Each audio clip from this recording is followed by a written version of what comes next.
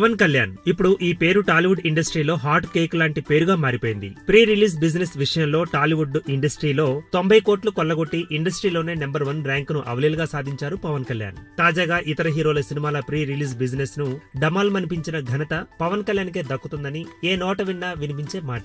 Director ఎలాంటి వారు అనే విషయాన్ని పక్కన పెట్టి సినిమా తీసే దమ్ము ఒక్క పవన్ కే ఉంటుందని మాట ఇండస్ట్రీలో వినిపిస్తోంది. టాప్ డైరెక్టర్లను తన సినిమాలకు తీసుకోకున్నా మాక్సిమం కలెక్షన్స్ సాధించే సత్తా పవన్ సినిమాలకే ఉందనేది తాజా టాక్.